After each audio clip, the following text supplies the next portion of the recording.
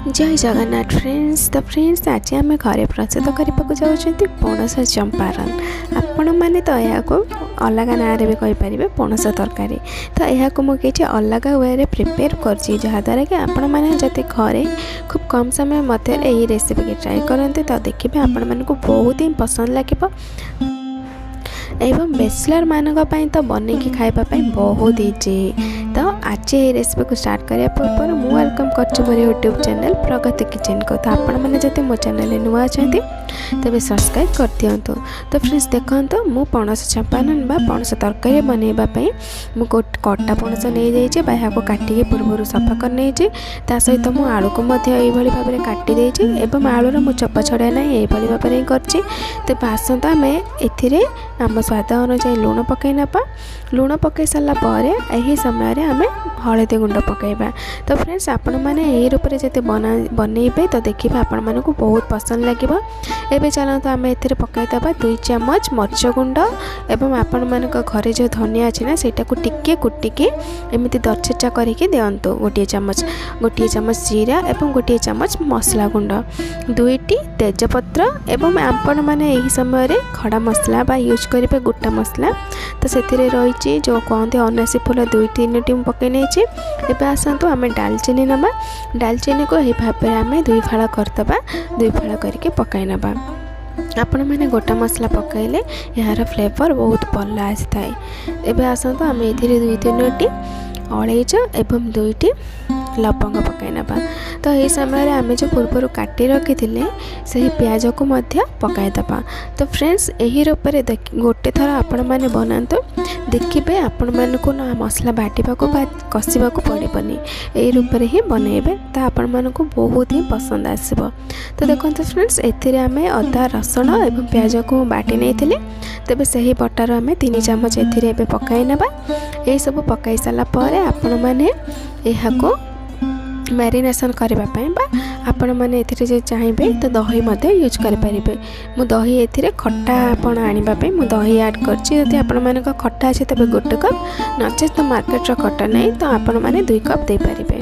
एवं चलते आम ए सोरष तेल पकई ना। सोरष तेल परिमाण टी अधिक रु सोरष तेल 2-3 चम्मच पकई नहीं बड़ चम्मच आपण मैंने जेकोसी तेल पकईकी करेंगे। जदि सोरष तेल पकईबे तार यह टेस्ट बहुत बढ़िया आसता है। तो फ्रेंड्स चलते ए यही सब मसला को आम यही पणस एवं आलू सहित भल भाव में मिसाई दबा। यही रेसिपीटी आपण मैंने खूब कम समय मध्य घरे प्रिपेयर करेंगे।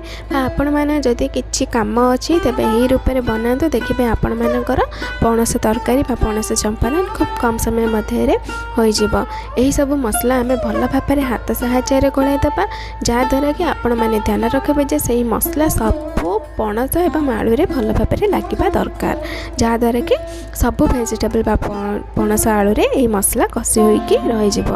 तो देखिपे मु भल भाव में मसला को मिसाई देइछि। मिसाई सारापर चलते यहाँ को साइड करके रखी नबा।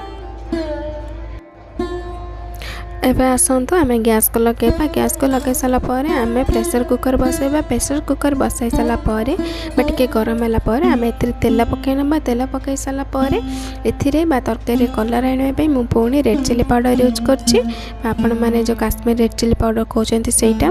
तो ये आसतु आम जो से मसला वेजिटेबल जो मैरिनेशन करके रखी से सब मैरिनेशन पणस एवं आलू को यही मध्य पकईदबा।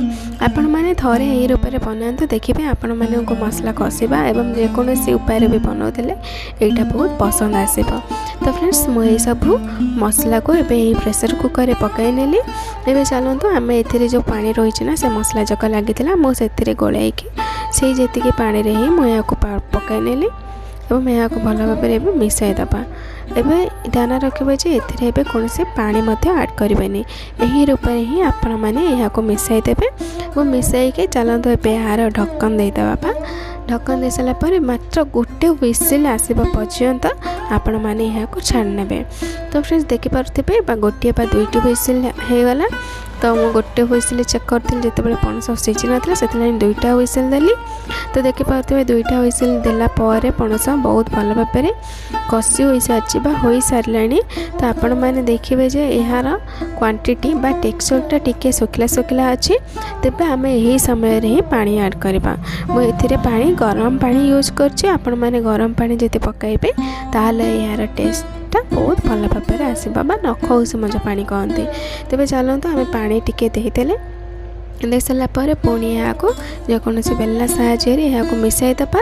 तो आगुरी आम जो काटिकी रखी से टमाटो ये टमाटो को यही भाव में ही एवं पकई ना पकईकी चलते यहाँ पुणी थे टिके मिसाई दबा। यही अवस्था ही देखिपे पणस जाक बहुत सीझी जाइए भल भाव में सीझी सारी।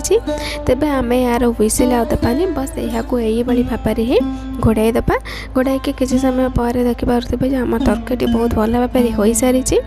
आपण मैंने यही समय गोटे चम्मच चिकेन मसला पकाई ने जेहेतु आम गरम मसला से ही कषारे मैरिनेशन बेले पकाई देते एबे आम यहाँ चिकेन मसला यही समय पकाईदे।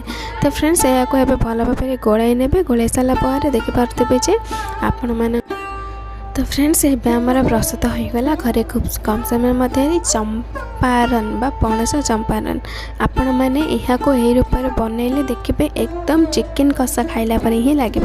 जेहेतु आम चिकेन मसला जो सब यूज कर मसला यूज करके यहाँ बनई। तो यार टेस्ट बहुत बढ़िया थिला एवं देखापी तो एकदम चिकेन तरकारी पर ही कलरटा देखा जाउथिला।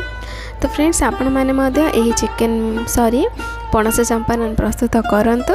तो आपण मानक यही वीडियो जब भल लगी ताहले मत लाइक करने सहित मो चैनल को सब्सक्राइब करदेवा सहित गोटे प्यारा सा कमेंट कर दिंतु और निज फ्रेंड मान सहित शेयर करंतु। तो रोज friends have a good day.